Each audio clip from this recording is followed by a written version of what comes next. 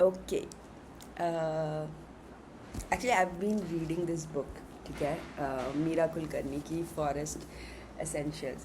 And some time back when I got this book na, so the reason that I got this book was कि I just I don't know, there's something, कुछ triggers होते हैं ना, like everybody has some triggers.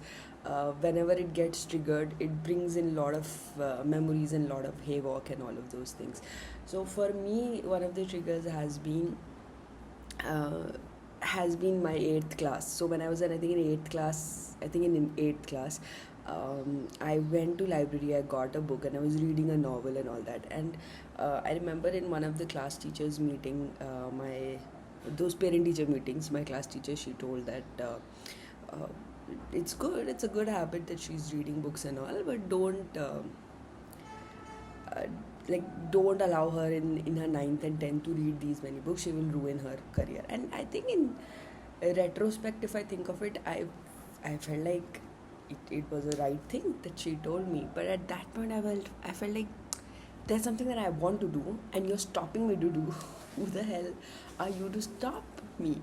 And although she was able to stop me for I think till college or something, I think 3 4 years, and then I started buying novels. And ever since, whenever I see a bookstore or anything, I think now I'm going to change it. But for a very long time, I have had those triggers where I'd be like, I can spend 10,000 on money, of my money on books. I'm just gonna get books, and because it used to trigger, it used to be like a defiance against her, telling that you stopped me from doing it. Look, I earned my money, and I'm buying as many books as I can. I don't care if I read them or not. I'm buying them. I'm getting them, and I think, yeah, I'd not go rather into those details of whatever, but I've come to a conclusion that she was right in her own rights, and there's no point in just hoarding a lot of books. I need to read them also, and I need to not buy over and over. I need to just find a balance for getting books and reading and everything. So I was reading Mira Kulkarni's Forest Essentials, and the reason that I got it was because I went to a bookshop one day, and I was randomly picking up books, and I got I think 10 12 books that day, and one of them was this one. Reason being that I had recently purchased Forest Essentials ka, I think I purchased Forest Essentials cream, I think sunscreen or something I had purchased, and I thought I'll get to know about the author, about the entrepreneur who. And when I started reading of the book, Meera Kulkarni talks about um, the fact that she had a huge house, and then they had maid, and then when she was a child, she would get on dates with these people, and then she met Amitabh Bachchan and Rajesh Khanna, and then all of these fancy people, and that they would have bungalows, and the guy she married was a factory person. And I remember this is the second time I'm reading it. The first time I read it, I was like, oh god, I'm not going to read this book at all. It has just given me like a existential crisis. I mean, just imagine, like, um, we do get comfortable in our mediocrities, in our whatever we have, but there are some people who are doing so good in their lives, who are being persistent, fighting, doing things, and just being so much more than just being alive, just doing so much more to be more than just be alive. And I was like, why is life so partial? Why could I not have been born into some place who these filthy rich people and everything? And I was truly jealous of her. And I remember I used to think, like, oh god, these rich people, um, they already have so much money, and then now they're doing business, and then they're taking away the little money that I have. I'm not going to I'm not going to give them any more money and all of that. And today I was reading it again, like the next section of it. So I read usually in like huge chunks, like an hour or an hour and a half, and so it's a lot of things get covered. So I was reading the second half of it, and then she talks about how her husband, when his industries were failing, he started having alcohol, and then he would beat her up, and that imagine she decided to marry that guy when her father was asking her to go study in Cambridge, like the decision she took was of that, and she got married to this guy, and then she got beaten up and everything. And then she talks about how, she her father took her back and everything, and then that her mother was killed. It was a robbery case, and her mother got killed, and then after some time her father uh, died, and how things um, changed and unfolded, and then some other people died and everything. And there are a lot of things that I need to learn, like read more, and maybe I'll talk about it. But from whatever I've learned, I think I think what I liked about is that she was not, she did not hide the fact that she had money, that she had luxury, and that she enjoyed all of it. There's no denying it. And I felt like when I was reading it, she felt like very unapologetic. It felt like um, some little girl saying, "Oh, I got a, like I got a this, I got a that, like I got a toy. I was there. I went with my friends. This, that." It felt like every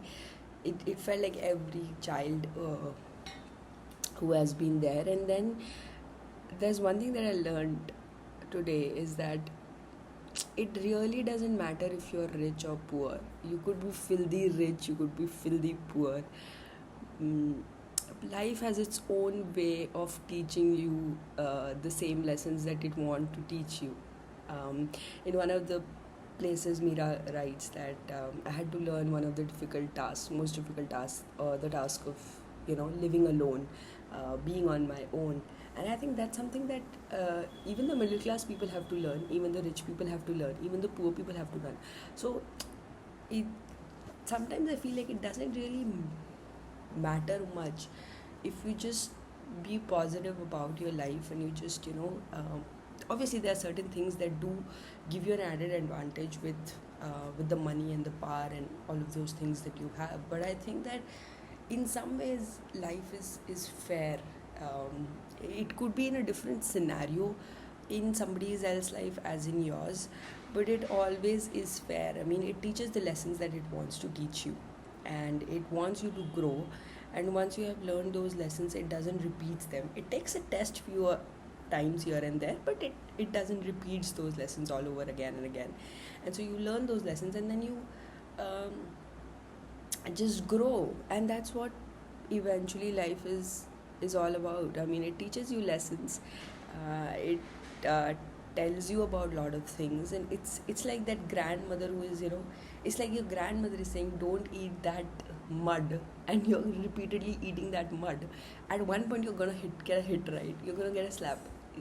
It's so obvious, and that's what I think maybe life does it with all of us, right? It teaches through experiences, and then it teaches us through people.